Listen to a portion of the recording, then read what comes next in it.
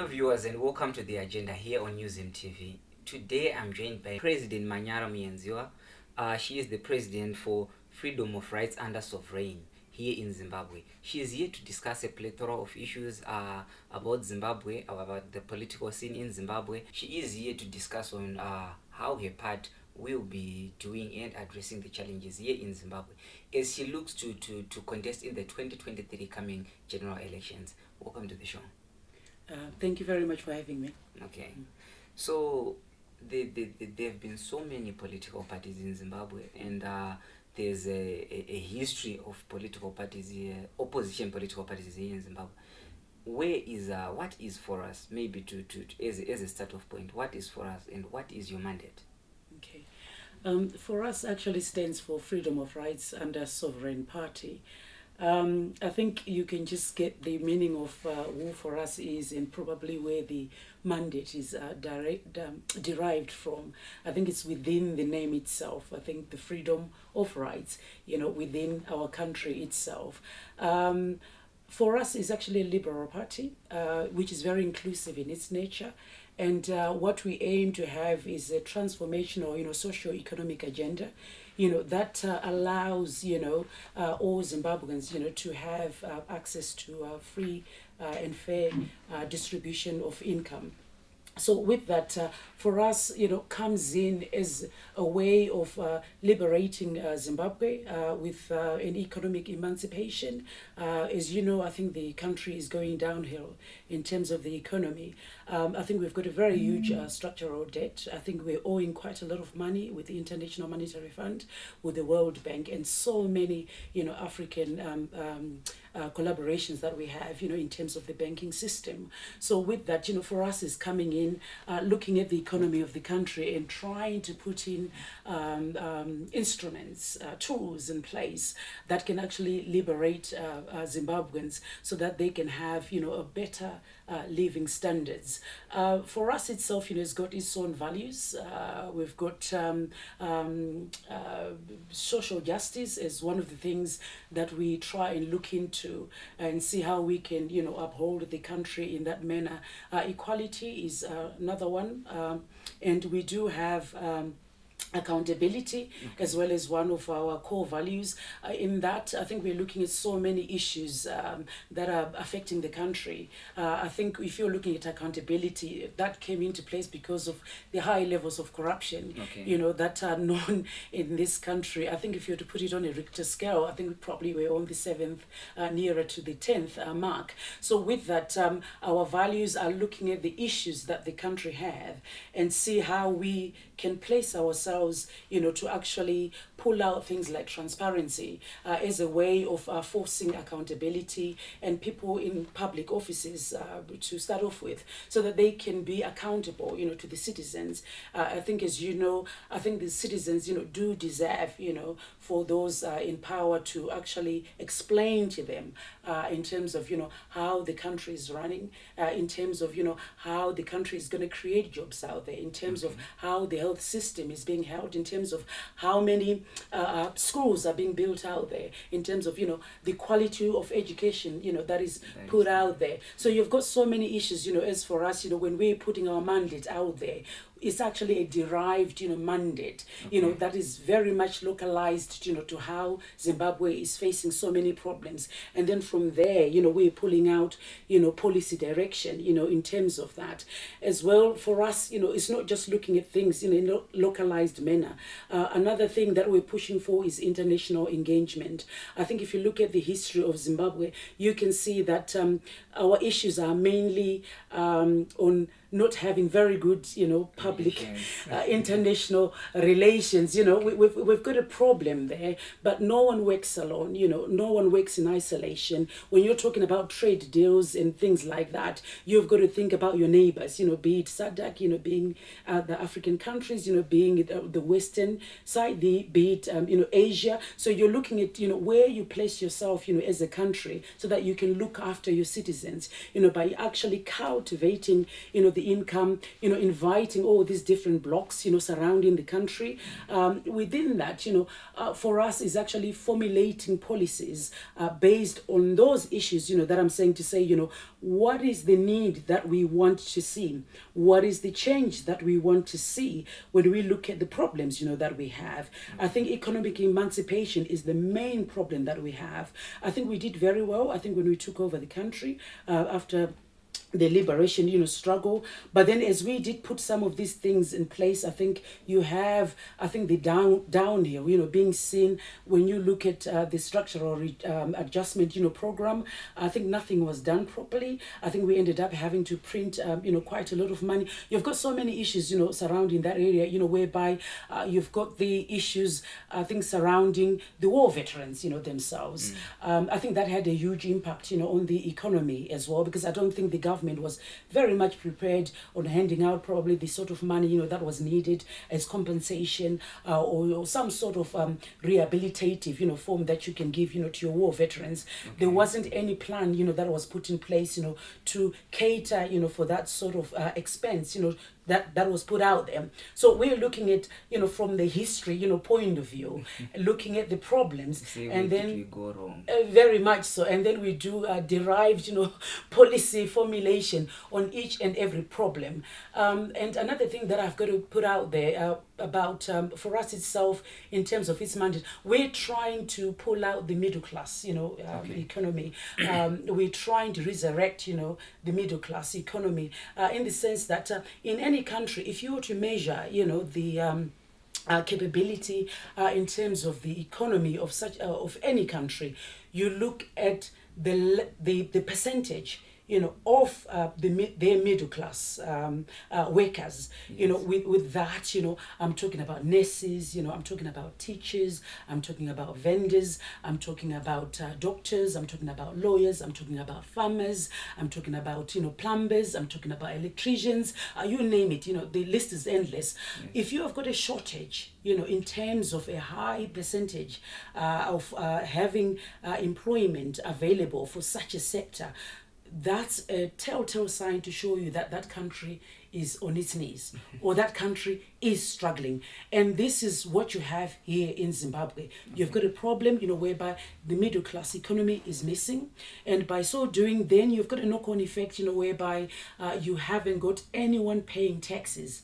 As you know, any country that operates, you operate on taxes that are being paid by your citizens, by being paid by, corporate, individuals, corporate companies, and so forth, private, public, partnerships, yes, and so forth. But then there isn't any clarity in terms of policy formulation in these areas, so that we can create, this employment, we can create this favorable livelihood, okay, that this middle class economy requires. Okay. Okay. So in Zimbabwe, the environment here, the political scene is a bit toxic. Yes. We have had so much debate on which is going to be the best opposition party or whatnot. Mm-hmm. How are you faring? How are you being accepted as FORUS so far? I think I will just touch on your question that you just said they are the best, political party. There isn't any best political party. The best political party is judged by the citizens, and where you've got proper principles, whereby you've got a proper reputation, whereby the livelihoods, of the citizens are actually showing, are you a best, economic party or not? Within that as well, I look at it that if we can work, collectively, as all different parties with one aim, of raising our country's standards, then we are all the best political parties that you can ever find there. Okay. Because I understand, each one to their own, God for us all. But then each one to their own, in terms of, okay, do you want to outdo FORUS party's policies? Because you've got a better policy than who FORUS is. And then what you do is you introduce that to the public, to say, what FORUS is saying this about the education system. I've got a different view, of how I can make things better. So by so doing, you're actually introducing a competition amongst political parties so that they can come up, with a very high quality controlled, way of delivering an output, that all citizens, are quite happy with. You're missing that, in Zimbabwe. So to say a best political party, you don't have that. Okay. What you should have is a collective approach, like the each one to their own, but a collective approach when it comes to the country, whereby we battle in terms of policies, in terms of, what output, do we require in terms of our feasibility studies, in terms of, what do we expect to see the country to be in the next 5 years, 10 years, even actually put in, preservations as you put in your policies that you can actually say in 50 years time, we have actually put aside this, Yes. for that is to come. You don't have that, in Zimbabwe. What you don't have is any best political party. You've got nagging political parties that are nagging each other, which is not actually beneficial to any citizen, out there, because the citizens are not being given the information that they should have, so that they can have an informed information given to them, so that they can have a decision-making process that is transparent in its form, and actually a decision-making process that's actually pushing the country forward. Because if you have got a comparative, advantage against each other, one political party to the other, you're talking about quality. Yes. We are bringing out the best quality in the country. We don't have that. What you have is a lot of, like I said, nagging, a lot of name shaming, a lot of without any policy direction, without anything that you're saying, in the next 2 years, this is what I'm going to do. In the next 3 years, if you just center on just one area to say, okay, parastatals, do we need to start with parastatals and see what we can do with them? Okay, send out questionnaires out there to the public and say, okay, we've got these parastatals. What do you think we can do in the next 5 years? What is much more beneficial to the country? And then you put it out there for citizens to be involved, in the policy direction. So they answer, and then they give you the direction of their thoughts. And then you look at it from the government point of view as well, to say, okay, we can take this, we can leave that, we can implement this as a government. That's not being done in this country. So I don't understand the type of politics of this country. I'm just hearing a lot of noise, but nobody is coming up with a tangible, policy direction that we can actually give to the citizens for them to come up with the best political party. Okay. Yeah. So in Zimbabwe, we rarely get women chattering these are political waters. Yeah. What made you want to feel like I need to form my own political party? And what are some of the challenges that you've been facing, and how have you been overcoming these challenges? It's a very, very good question. Very sensitive one, for that matter. What you find, as I've said before, I think patriarchy is very, very entrenched in this country. So just that, as a startup for any woman can be very, very difficult. What you're finding is you're not taken seriously. I think you're not being seen as if you're competent enough, even though probably you're educated. Education, takes a back seat, but then they look at so many different things like, are you married? Have you got a husband? Does somebody provide for you? How many children do you have? Did you have a chapter 37? Did you not? Why are you not married? Why are you a single parent? Why, all these things that you don't find any male counterparts, facing the same sort of, questions. So that is a block, I think, in terms of us as a country, in having to move, with the current times, and actually see that, it doesn't have to take marriage, for somebody to exert, their experience and show the country, which direction, to take. Because I'm not defined, by my marriage. I'm an individual as I come to a workplace. So I do not come with my marriage to a workplace. I come as Manyara to a workplace. So I would want to be probably judged, according to my merits, according to what I bring to the table, and according to how I can make an impact, in my country, something that actually is not a short-lived, impact, an impact, that is actually lifelong, that you can say, you know what, we've got a landmark there, and she did it. Okay. Yeah. So back to policies. Maybe if I can take you back to policies. Yes. The economy seems to be in shambles at the moment. Yes. And there seems to be no clear way of how best can we handle the the economical issues in the country. Yeah. As for us, what do you think needs to be done first, and what sort of policies or strategies will you implement, given that 2023 people decide to vote for you, to say we are giving our vote to you, you need to provide a better living environment in Zimbabwe? Yeah, I think it's looking at Zimbabwe being true to themselves. We are down under, that cannot be denied. So what you need to do is go back to the drawing table and actually see, in terms of our monetary and fiscal policies, how we can implement them with the current economic climate.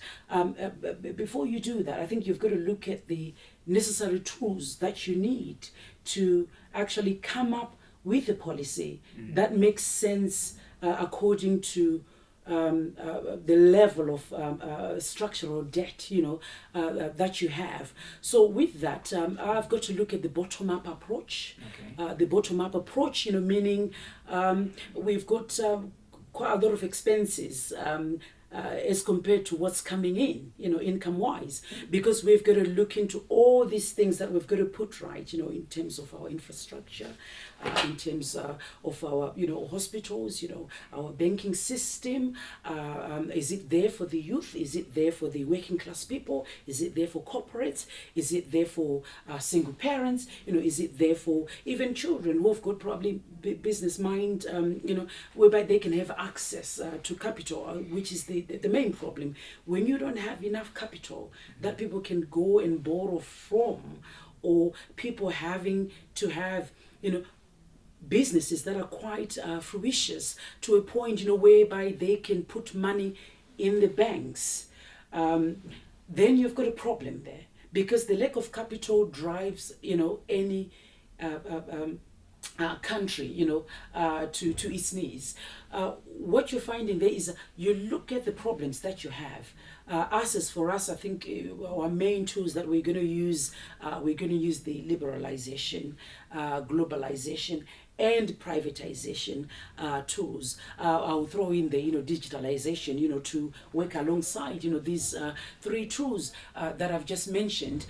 In terms of liberalization, I've just told you, my policy are mainly derived from the problems that we have. So if you look at the liberalization part of it, I'm going to go into the rigidity of any frameworks that are out there, especially parastatals. They've got quite a lot of rigidness. In rigidness, I'm talking about the red tapes that are within there. You've got perhaps manager on top of another manager, and then another manager, so you can actually look at those things and see if you can cut up some of these hierarchies and make them shorter rather than longer, and by so doing you're cutting expenses.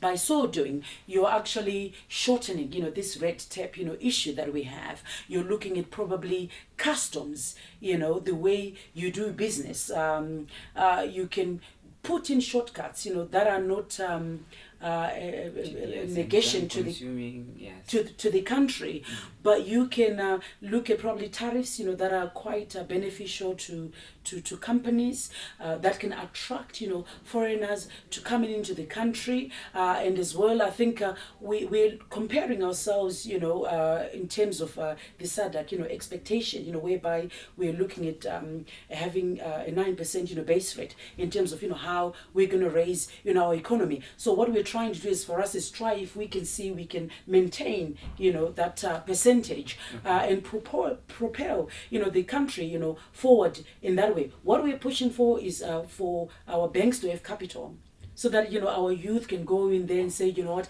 I want to formulate my own business. I can walk into a bank, but then by so doing, I think we'll introduce probably the credit system as well, whereby you've got to be credit worthy for you to be able to go to have access, to this capital, because banks cannot give capital to people who are riskful, even businesses that are riskful, and so forth. So you're looking at putting in policies in place that can actually help citizens, that can actually help our banks, so that they can work in synchronity, whereby nobody loses, and everybody has got some sort of insurance put in place. So you're looking at other things like the private-public partnerships. I think I'm looking at the accountability factor, there, whereby if you just leave public companies to operate on their own and then private companies to operate on their own, you find that, obviously private companies, perform, at a much better whatever, and you find the rate of accountability is higher in a private company or private firm as compared to a public firm. But if you merge the two, you'll see that one forces the other to do what the other doesn't want to do. Yes. Can you see? Strike a balance. Very much so. So in the way that public companies, I think they're quite reasonable in terms of understanding, I think, the social aspect, of workers and things like that. You've got perhaps the remuneration is much more social, rather than anything else, whereby I think in private firms, the remuneration is much more on your pay, your pay rise and your living standards, and things like that. And by so doing, I think if you force the two to come together, you will have, better living standards, for everyone. I think in terms of pensions, if I'm to touch that as well, if you merge those two, you can have a much, better pension. Because I've heard quite a lot of people saying, well, I've been in the service for 30 years. When I left, I was only given $18,000. What is one to do with $18,000? They've got a family to feed, they've got another lifestyle that they've got to think of, with the $18,000 that they've got. That is actually a problem if you don't use the right tools and actually come up with policies that actually work, to benefit everyone. And another thing that we're looking at as well is looking at the resources that we have in terms of energy. I think if we center ourselves in coming up with a very good energy policy, you'll find, I think we'll maximize, our production, I think to the point whereby even we can maintain our structural debt, putting all these things in place. I think what I'm talking about is rolling out, solar farming. It's a God-given sunshine. It's for free. If we can encourage people to have solar panels, on each and every house, that would be quite beneficial to the country, because you can even have, families, selling the electricity back to the government if they overproduce, because you cannot store electricity. Yes. So in that form, that you can have, individuals having to sell this electricity back to the government, and by so doing, the government can sell, I think, the electricity to other probably cold invested countries, like Canada, the United Kingdom itself, and so forth. So it's so many things that we can unlock in this country if we actually, like I said, go back to the drawing table and actually look at the resources that we have, and we can push forward and propel in that direction. And another thing is us being an agriculturally based country, you can actually use any agricultural output as energy. The biogas, yes. You can use all of that, cow dung, anything that you can use out there. We are not fully utilizing, all these things that we have that are just sitting there. So our policy direction, has to, follow, that local the resources that we have as a country before we can look anywhere further. Okay. So in terms of electoral reforms, many opposition political parties have been saying there is need to level the playing field. What's your take on that? I think that has always been the issue, isn't it, in Zimbabwe, in terms of a fair play when it comes to the results of any election, whether it be by-election, the general election, you name it. Us coming in, like we said, we're not going to take part in the by-election. What we're just we're going to participate, but as observers, and trying to see, all these issues that are, emanating from this by-election, and see if we can have reforms, that are much better in terms of, helping the country push forward, so that we can have, a free and fair election. But this is the issue that we have in Zimbabwe, whereby we are not looking at our country, as a country that needs to move forward. We're looking at it individualistically.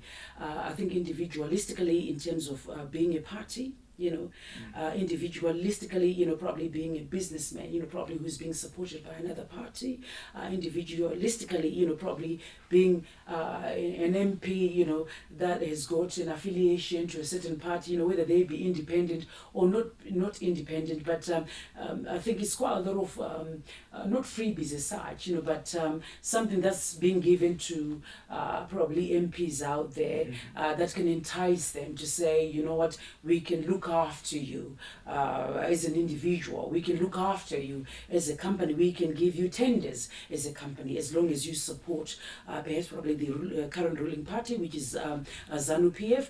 We need to move away from such type of politics, because such type of politics are not actually propelling our country forward. What you're having is if you have better reforms, like you understand, any election it's a collective decision that is done through discussions, negotiations, campaigns, and so forth. But the type of campaigns that are being done in this country are to sort of like outdo each other. It's sort of like a competition to say, but then we've lost direction in terms of this is for the country. What do we want for our country? What do we want the public to know about our country, that, we are going under? What are the best things that we need to do as a country, all of us as Zimbabweans, coming together, as one? Hence, you're hearing for us even talking about, I don't mind having a grand coalition in terms of whoever shares the same ethos, as us. This is more about the country, not about anybody, standing in isolation. Because if you stand in isolation, you win in numbers. You win when you come together. You win in unity. But the country is so divided because everybody is all and about leadership, which has always been the conundrum, isn't it? Within Zimbabwe, I usually go back to, I think, Nkomo and Mugabe himself. Yes. I think that has always been an issue, who was going to be leader between those two, to the point whereby even when they attended the Lancaster House, negotiations, that became, top of the agenda, rather than anything else. So we've always had this leadership conundrum. It's something that is quite a paradox in trying to understand, what is the issue in having the right party to lead the country. I'm not just talking about individual leadership here. The party itself, you're looking at ZANU-PF taking an individualistic approach to say, we're the only party that can only lead the country. What about the other parties like CCC, FORUS, MDCA or MDCT or any other party that is out there? It's all about the country having a collective approach, in terms of, all these electoral reforms. And another thing that we're going to look into is, because this is out of short notice, hence we're observing to see if we're going to have any more issues within this by-election, then that can help us, come up with better reforms. We've got the biometric, fingerprint voting. That is something that we can put in place. That is a reform that is there already. We don't have to come up with a new reform. But the last time they did it, they did collect all the information of biometric, voters as a registration. But the actual fingerprint voting, of actually placing a finger on the imprint, was never done. But that was counted, that people have done biometric fingerprint voting. Can you see what I'm saying? So Yes. It was just the registration of the forms that we counted.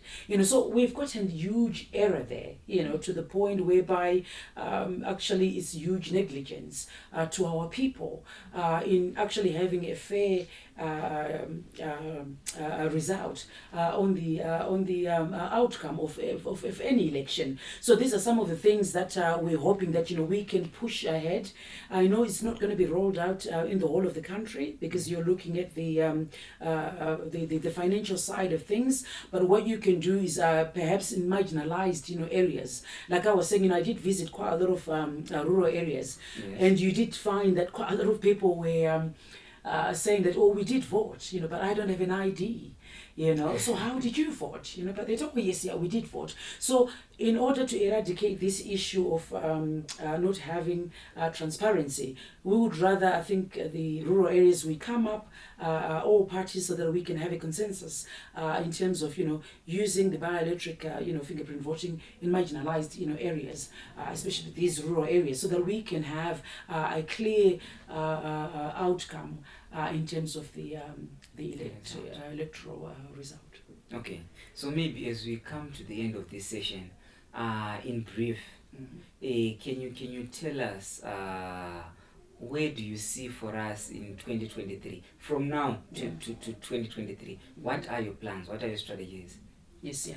What we are trying to do is, not trying as such, what we've putting emphasis on is our Change Mindset campaign, where I'm talking about the politics of policies, not politics of individualization, or politics based on religion, or politics, based on I've known this person for a very long time, or politics based on I've grown up with this party, I don't know anything else. I think we need to change our mindsets, us as Zimbabweans.